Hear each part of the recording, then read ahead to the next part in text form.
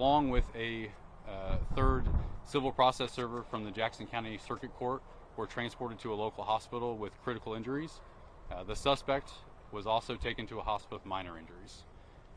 This is an ongoing investigation and a tactical operation still occurring, and Captain Machina with the Kansas City Police Department will be able to speak more to that. And obviously, again, it's a preliminary investigation. There's still a lot of information to be gathered, but that's what we know for sure at this time. Is there anyone else left in the home? Go ahead, I'm sorry. Is there anyone else left in that home? I can cover that here in a second. Yeah, we'll let Captain Machina address the tactical operation that's still ongoing in just a moment. So you're saying one was shot initially, one person was shot initially, and then there was more gunfire? Correct. Civil process servers from the Jackson County Circuit Court, and clarifying that is not the Jackson County Sheriff's Office. It is the 16th Jackson County Judicial Court. Civil process servers were on scene, and one of those civil process servers was shot initially. How many civil process servers were there? That information is unknown at this time, but that'll be part of the investigation. Are we providing any names on the suspect yet? No information on suspect information is being released at this time. So just one processor was shot? Correct. The initial call for assistance came from the civil process server. There was a civil process server officer shot, which triggered a 911 call from a neighbor, as well as the officer on scene calling for assistance. So there was one officer with the process servers? Again, how many process servers were on scene initially is still being developed and unknown at this time. We just know that one civil process server was on scene was shot. There were multiple process servers at the scene? Yes, but we don't know how many. One police officer with the servers? No. So initially, just civil process servers from the circuit court were on scene. At the time that civil process server was shot, they called for assistance, at which time Independence Police Department responded to assist. And that is when additional gunfire occurred and 2 Independence police officers were shot responding to assist. Was the suspect shooting from inside of the house? Again, all the circumstances around that, it's very early on in the investigation. All that information is still being gathered. Can you then clarify who died? Has anyone... What are the conditions of these people who were shot? Yeah, the conditions of the civil process server as well as the police officers. What we know is they were transported with critical injuries. Their condition will be updated at a later time. On social media, it says that there's reports that one of the emergency vehicles that was taken, the officer broke down. Is that true? I don't have any information regarding that. Okay, can we get the update on what's happening now? Yeah, I'll let Captain Machina speak to the tactical operation that's still ongoing. So Jake, J-A-K-E, Becchina, B-E-C-C-H-I-N-A, Captain with Kansas City Police. So as the trooper indicated, multiple officers from multiple agencies responded to this scene as it was active. Some officers from Kansas City immediately responded to that call for assistance. As the situation developed, our tactical response team was called in at the request of Independence Police Department for what we call an Operation 100. This is an armed barricaded subject. Tactical operation, and we bring trained tactical officers, negotiators that are trained to talk people through incidences like this in an effort to really de-escalate the situation and slow things down to bring a safe and a safe conclusion to the situation. Right now, no one has made it inside the residence as far as this has undergone, and so what we're doing right now is taking our time, and at the conclusion of this, officers surrounded that residence to ensure the safety of the neighbors and the surrounding area. We do not have any additional indications of more people being inside at this time. However, we're taking all the necessary precautions and steps because of the situation that unfolded involving the officers prior.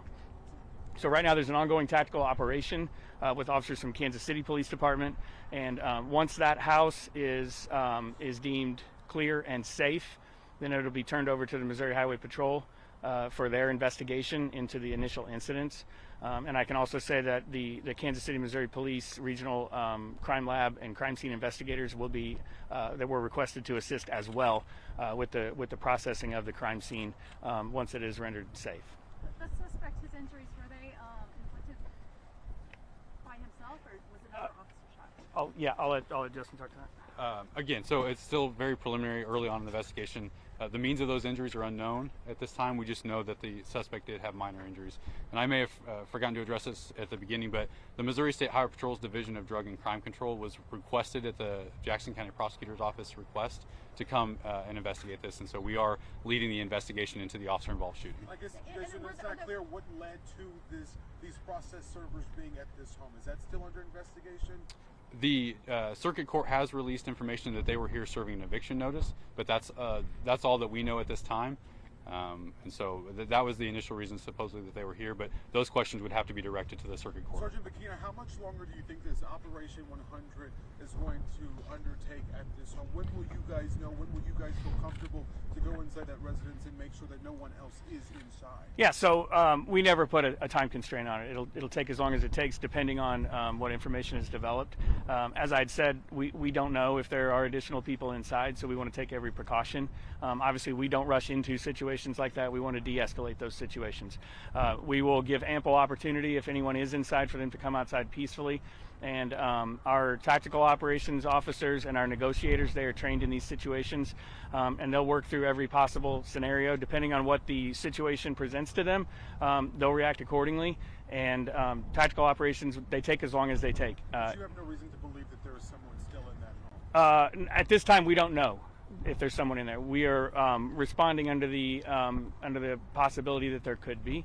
But we have not had, there's not been any additional, since the situation was brought under control, there's not been any additional interaction with anybody inside the home. And if I may, this is your neighboring force. Whenever an officer, multiple officers are shot, that's difficult, especially when it's this close to you. Can you speak to that, how your department, how the Independence Police Department is handling? Because this is a sad day no matter how you look at it. Yeah, they're our next door neighbors. They would come help us if we called for help, and same with them. When an assistance request goes out, everybody who's available goes to help, and they work to bring that situation under control as quickly and safely as possible, with as little injury as possible. And so we come to their assistance at any time. Absolutely. Suspect's injuries gunshot wounds, or can you say the nature of those injuries? Yeah, I think he covered that. They're still investigating that. Yeah. So yeah. Mm-hmm. So was the suspect inside of the house, or how was he taken into custody? I'll let him do that. Again, the circumstances of how he was taken into custody, we don't have all that information yet. What we've given you today so far is what we have. Again, it's very early on. There's still a lot of information, a lot of evidence to be gathered. And so we'll be able to speak to more of that. We'll provide updates on our X page in the coming hours and days. But right now, what we've said is what we know. So we just ask that prayers and thoughts would be with the families of these officers who are having quite potentially the worst day of their life. And again, we'll provide updates as available. Have there been officers staging nearby when this eviction was being served, or did they only they respond on the calls? Our understanding at this time is that they responded at the request when that officer assistance call came out. So. Do they know if there had been past police responses to this house? Had it been a trouble spot in there?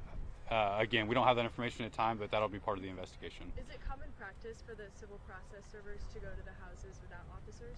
As far as the policies of the circuit court, I can't speak to those. You'll have to put those requests in for whoever at the judicial court's office. Do you know when they got to the scene, these officers, did they go straight up to this door knowing that this process server had been shot, and then that's when return fire was on them? Like, how did that play out, them knowing that this process server had been shot, and then how did they approach this home? So the Independence Police Department was able to receive a call for help from those civil process servers. As far as what occurred at the scene and all of that, obviously those are rapid evolving situations, so we don't have all the circumstances of how those sequence of events occurred yet, but again, that'll be part of the investigation. So again, thank you all for coming. We'll provide updates in the next coming hours when we know more information.